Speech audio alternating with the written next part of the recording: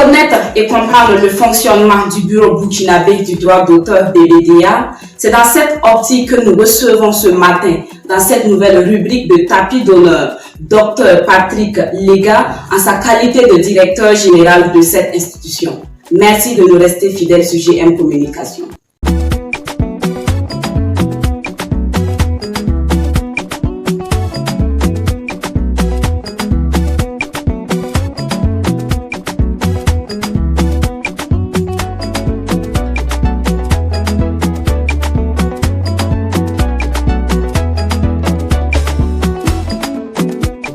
Comment va Déchi?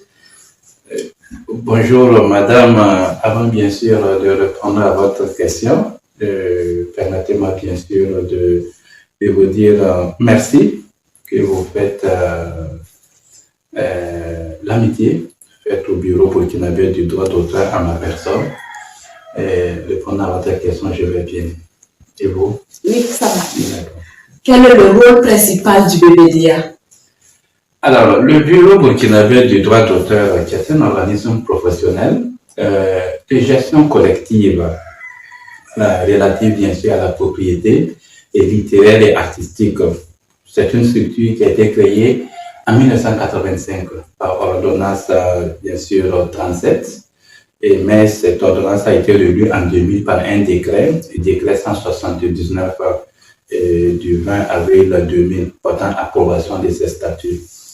Alors, le bureau burkinabé du droit d'auteur, bien sûr, comme aussi les autres bureaux dans la quasi-totalité des pays du monde, ont pour mission principale la gestion collective relative à la propriété littéraire et artistique. À ce titre, ils collectent des redevances d'exploitation des œuvres protégées, des créateurs et des artistes, et qui, bien sûr, ils répartissent et ces redevances-là aux ayants droit, c'est-à-dire aux créateurs et tous ceux qui ont contribué bien sûr à la création de l'œuvre de l'esprit et qui est exploité par des utilisateurs. Outre bien sûr cette mission principale, il y a un certain nombre bien sûr aussi de missions qui gravitent autour de cette mission principale que les gens ont tendance à ne pas percevoir ou à exploiter moins, notamment l'assistance juridique que nous faisons à nos membres, qui par moment ont des problèmes de contentieux avec certains utilisateurs ou dans d'autres pays ou dans l'exploitation de leurs œuvres, et bien on est disponible pour pouvoir en tout cas leur apporter cette assistance juridique en lien avec leurs droits. Il y a également d'autres actions qui tendent véritablement à faire la promotion de la culture au Burkina Faso, parce que vous savez que la gestion collective est un pan des industries culturelles, bien sûr organisées par la Convention 2005 de l'UNESCO. Donc, nous travaillons bien sûr pour voir quelle est la contribution que la gestion collective de droit d'auteur peut apporter à la structuration, à la transformation de l'industrie culturelle, qui sont aussi utilisées et acceptées au niveau des politiques et des stratégies de développement comme des secteurs porteurs. Voilà, donc il y a beaucoup de ces actions de communication, de formation, de coportage des projets, programmes avec des acteurs privés pour véritablement faire rayonner davantage et améliorer substantiellement les conditions de vie et de travail des artistes. Je rappelle que vous occupez ce poste depuis janvier 2023, donc une année maintenant. Quel bilan faites-vous aujourd'hui? Bilan, je ne sais pas si je suis à mesure de dresser un bilan de cela, mais permettez-moi de dire vraiment merci à mes devanciers qui ont su réellement tracer le chemin que nous avons emprunté. Nous sommes en train de consolider un certain nombre d'acquis. Je voudrais aussi dire merci aux acteurs, aux artistes qui nous aident dans la communication, dans la sensibilisation, sur bien sûr l'exploitation de leurs œuvres. Et je m'en voudrais de ne pas aussi dire merci à mes collègues qui travaillent véritablement d'arrache-pied autour de moi, voilà, pour que véritablement nous puissions réaliser un certain nombre de résultats que je vais en tout cas juste présenter quelques-uns. Bon, il y a les répartitions qui sont faites à bonne date. Nous avons 3 répartitions par an. Bon, il y a la répartition de février, que nous sommes même d'ailleurs en paiement. Il y a la répartition de mai, répartition de paiement de mai. Il y a aussi la répartition d'août-septembre. Voilà, donc les répartitions en tout cas sont tenues à bonne date. Et aussi, il y a ces droits qui croissent de répartition en répartition. Vous avez sans doute assisté qu'en août passé, nous avons passé le cap du milliard en termes de paiement de droits. Voilà, donc ça, c'est quand même quelque chose à noter. Ça fait plus d'1 milliard que nous avons en tout cas payé en mai passé. Et pour le mois de février que nous sommes en train de faire, nous avons noté également une croissance d'environ 8,30% par rapport à l'année antérieure. Voilà. En plus de ça, il y a un certain nombre de textes. Vous savez que l'environnement culturel, d'une manière générale, bouge. Donc, il faut à chaque fois mettre les textes, les instruments et les outils en phase, bien sûr, avec cette évolution, avec cette progression, notamment la technologie qui a véritablement un point, qui a beaucoup d'effets sur les modes même de consommation et touche aussi les modes de production des œuvres culturelles et artistiques. Donc, il y a ces textes que nous avons essayé de lire pour les mettre en phase, qu'ils soient beaucoup plus opérants sur le terrain. Bon, il y a les instances statutaires, notamment l'AG et puis le conseil d'administration, que bon, on a pu tenir ces instances en respectant les cadres, notamment les mandats de ceux qui étaient finis, il fallait les renouveler, il fallait les installer pour leur permettre de délibérer afin que nous puissions en tout cas travailler comme il se doit. Il y a le travail également de mobilisation d'un certain nombre d'immobilisations pour quand même nous permettre d'être plus visibles et plus lisibles. Bon, pour ne citer que le cas par exemple du siège, voilà, vous voyez là où nous nous trouvons. Nous souhaitons réellement qu'à terme, nous puissions nous retrouver pourquoi pas dans un futur très très proche, dans un nouveau siège flambant neuf, avec beaucoup de commodités pour que nos créateurs puissent en tout cas se sentir et pouvoir exprimer davantage leur génie. Donc, il y a également à Bobo que nous avons travaillé pour en tout cas donner un nouveau cadre de travail à nos collègues également à Bobo, qui bientôt en tout cas sera très opérationnel. Il y a la relecture de l'organigramme pour s'aligner avec le nouveau statut et cela permet de sortir un certain nombre d'acteurs qui, leur rôle et leur place dans la performance d'une structure était vraiment attendue.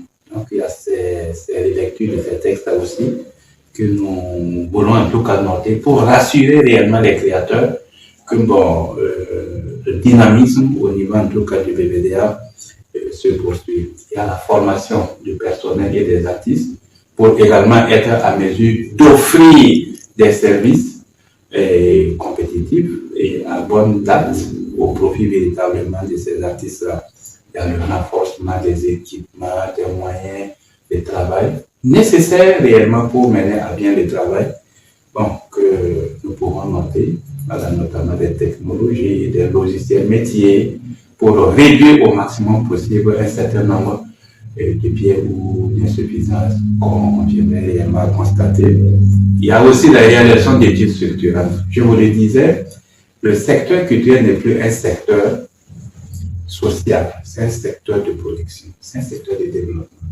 Pour cela, il faut être à mesure d'avoir des études qui essaient de donner une vision, qui essaient de donner des arguments solides pour prendre des décisions. Voilà, donc c'est dans cette dynamique qu'un certain nombre d'études structurantes aussi ont pu être réalisées, qui, confortant bien sûr l'administration du BBDA, d'ouvrir des agences dans un certain nombre de localités. Donc nous avons reçu l'équité du conseil d'administration pour ouvrir 3 agences dans 3 régions. Voilà, pour être davantage plus proche de nos créateurs. Voilà, donc il s'agit essentiellement de Wayuya, de Fada et puis de Gawa. Voilà, donc ça aussi c'est des éléments que nous voulons rassurer les producteurs, que nous voulons être proches d'eux pour pouvoir offrir les services et recueillir aussi l'accompagnement et l'assistance qu'ils souhaitent de leur mettre en commune. À nos jours, combien de créateurs au total enregistrent le BBDA? Alors, le bureau burkinabé enregistre à ce jour 16 586 créateurs, bien sûr dans les champs couverts par le BBDA. Il s'agit de la littérature, il s'agit de la musique, il s'agit de l'audiovisuel, il s'agit des arts plastiques et appliqués, graphiques et plastiques, il s'agit de l'art dramatique, dramatico et aussi musical.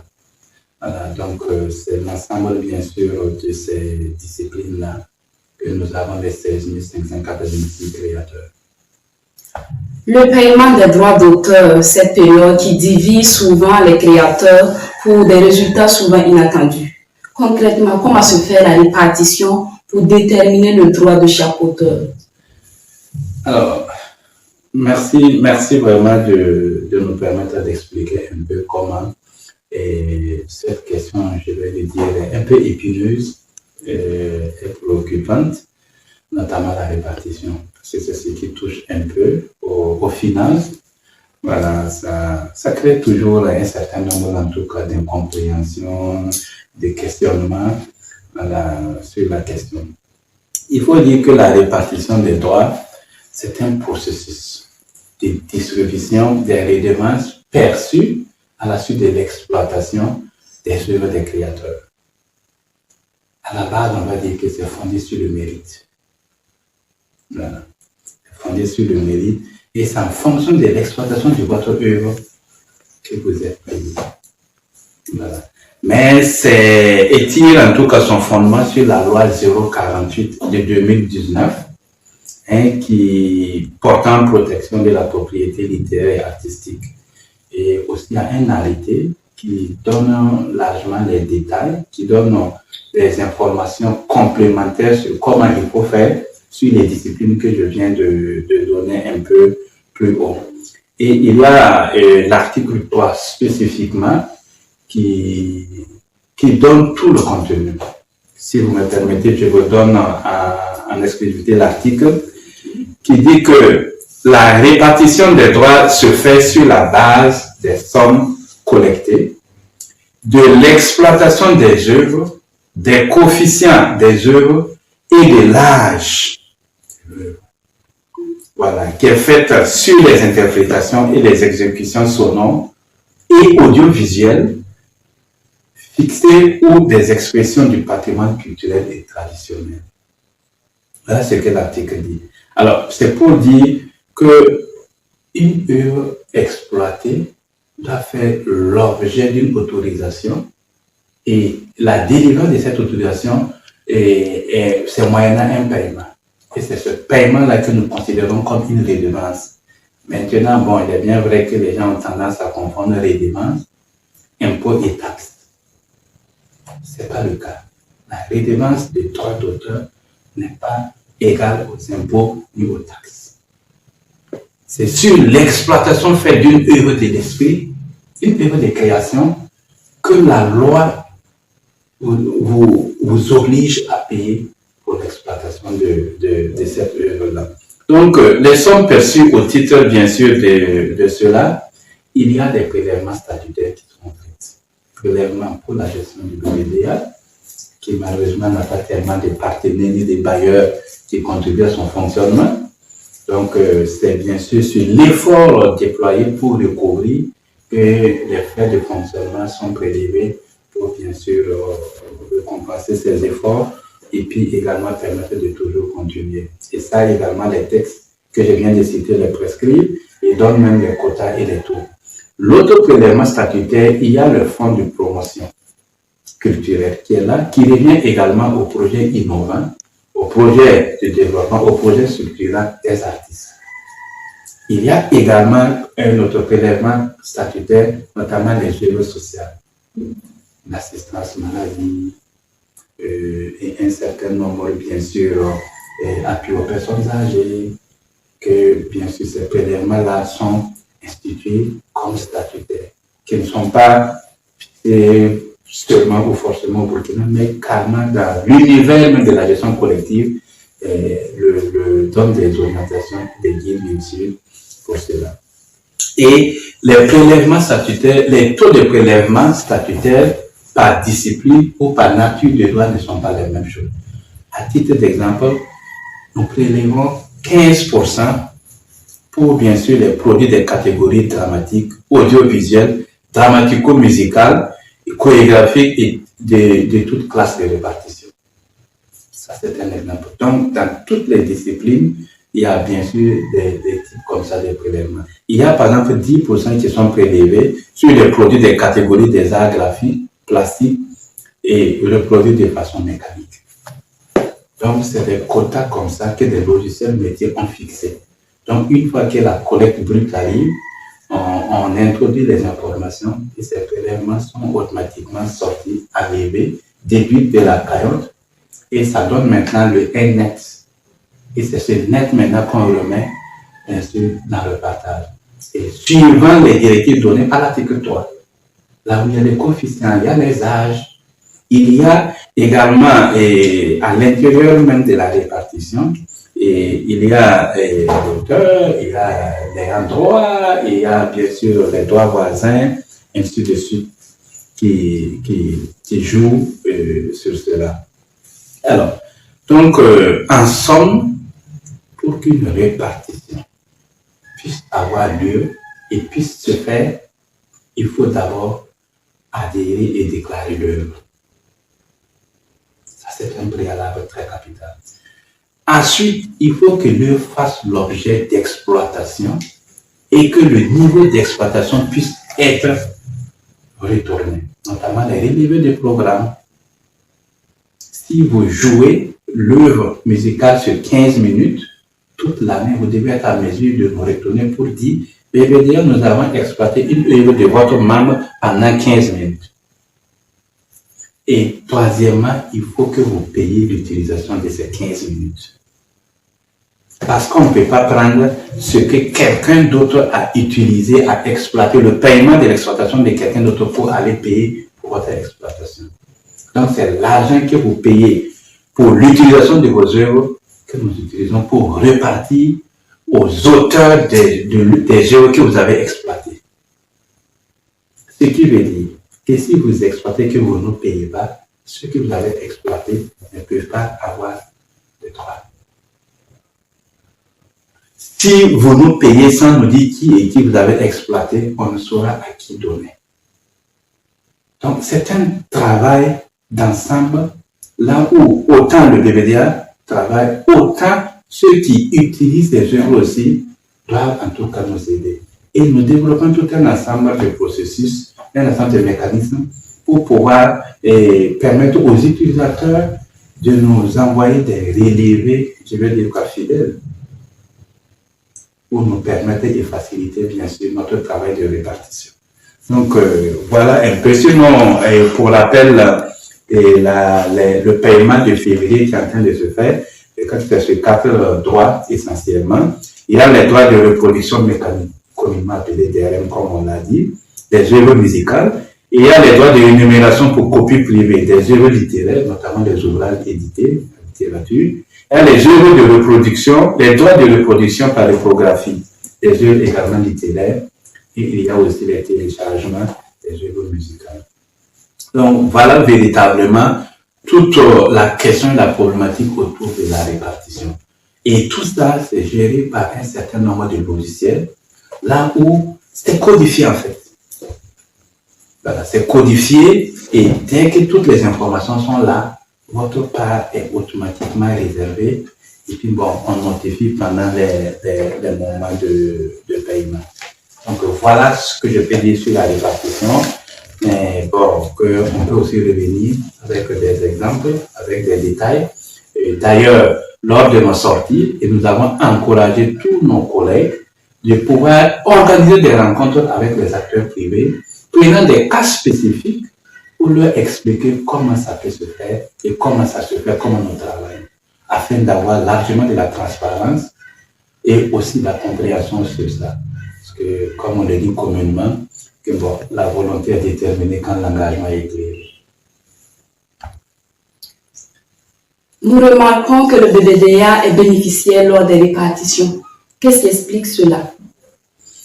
Oui, effectivement, je crois que même pour cette répartition de février, nous avons été approchés par nos membres qui nous disons merci pour l'intérêt qu'ils portent à ce que nous faisons, parce que sur près de 2434 non affichés, comme s'ils arrivent véritablement à consulter, c'est qu'ils portent de l'intérêt à ce que nous faisons. Il faut dire que ce n'est pas une première non plus. Depuis, bien sûr, que les processus de répartition se font, voilà, et le BBDA, en fonction des répartitions, figure sur les listes. Vous avez vu qu'au niveau de l'article 3, l'exploitation du patrimoine culturel et traditionnel fait partie également, des domaines payés. Donc, et le BBDA est quand même propriétaire d'un certain nombre, en tout cas, de ce patrimoine traditionnel, des archives, qui sont aussi exploités sur demande d'un certain nombre d'utilisateurs et donc moyennant un paiement. Donc, comme je vous l'ai dit, le travail est fait mécaniquement. C'est-à-dire, une fois on introduit les données, et les choses sortent du coup. Donc, ça serait faire de la malversation que d'aller sortir le nom du BBDA, mais puisque les patrimoines sont titrés, les patrimoines sont numérotés, les patrimoines ont des propriétaires. Voilà, donc c'est comme ça que, bien sûr, étant détenteur de ça, on a des numéros et on a des répartitions, les noms ressortent et aussi il y a des droits qui sont servis. Mais rassurez-vous que ce ne sont pas des droits qui reviennent au DG ou à ses collègues, mais c'est des droits qui sont également reversés, bien sûr, au profit des créateurs. Notamment qui contribue en tout cas à déterminer le montant qui doit servir pour le minimum payable. Merci. Pour la répartition de ce mois de février qui est toujours en cours, 161 254 243 francs CFA ont été répartis entre les créateurs. Êtes-vous satisfait de ce résultat? Oui, on peut dire qu'on est satisfait, puisque c'est une augmentation de 8,34% par rapport aux droits de l'année antérieure. Bon, c'est modeste, c'est une progression qui n'est pas deux chiffres, mais on peut dire quand même qu'il y a des négociations, compte tenu du contexte sécuritaire, compte tenu des difficultés que traverse le pays actuellement. Si on arrive à garder un niveau statique et avoir une augmentation, je pense qu'il y a de quoi reconnaître le travail de ceux qui ont œuvré pour que cette croissance-là puisse être observée, afin bien sûr que le paiement puisse aller vers les acteurs qui, les droits se positionnent véritablement comme une source endogène de développement et de production et de créativité, de financement même bien sûr de la production culturelle et artistique au Burkina Faso. Beaucoup d'acteurs pensent que vous n'êtes pas accessible parce que pour vous rencontrer, c'est tout un problème. Qu'est-ce que vous en dites? Ça, c'est vous qui me l'apprenez. Sinon, si vous visitez notre page Facebook, vous allez voir que continuellement, je suis en audience. Continuellement, je suis en audience. Et les audiences sont programmées en fonction aussi de la demande, de la disponibilité. Vous savez que l'exploitation de nos œuvres se trouve sur l'étendue du territoire. Et il ne faut pas seulement être au bureau attendant à ce que les choses bougent. Quelquefois, il faut aller vers les acteurs, les créateurs eux-mêmes. Il faut aller vers les utilisateurs pour échanger avec eux. Il faut aller vers d'autres partenaires de collecte pour aussi toucher. Et il y a aussi d'autres activités administratives qui sont aussi dans les affaires et autres qu'il faut regarder.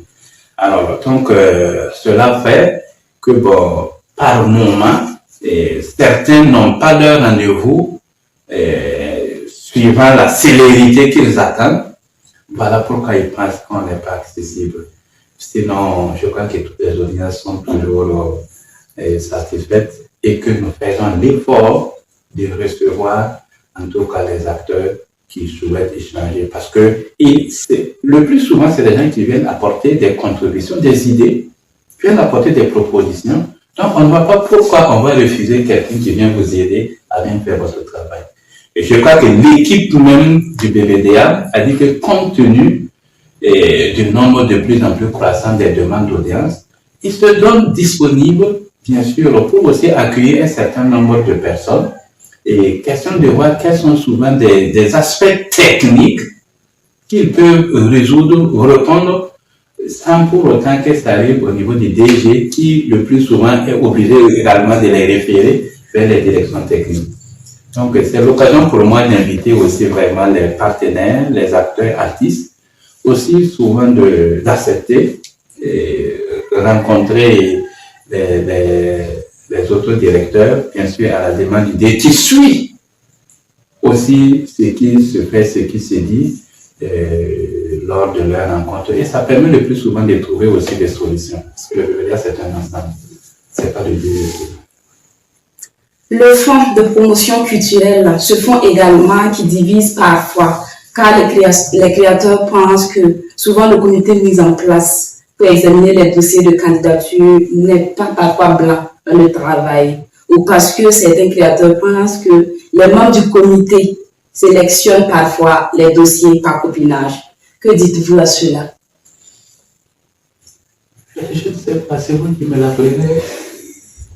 Moi, je ne sais pas qui est copine et qui. Et il faut le dire, comme on l'a annoncé, le fonds de promotion culturelle, c'est un mécanisme mis en place pour permettre à un certain nombre d'acteurs qui ont des projets de pouvoir les mettre en œuvre. Au bénéfice non seulement de celui qui porte le projet, et aussi au bénéfice du secteur. Et pour cela, il faut bien sûr que les travaux puissent être faits à un certain nombre de professionnels qui arrivent à faire le lien, bien sûr, avec les directives au niveau national, arrivent à faire le lien avec les politiques de développement culturel au Burkina Faso, qui arrivent à faire le lien avec l'actualité et un certain nombre de choses qui se passent au niveau du Burkina Faso. Et ces financements également interviennent sur la quasi-totalité des champs couverts par le BBD. Récemment, le dernier appel, nous avons ouvert un autre guichet, notamment études et recherches, qui doivent aussi aider à nourrir l'inspiration et la créativité des acteurs.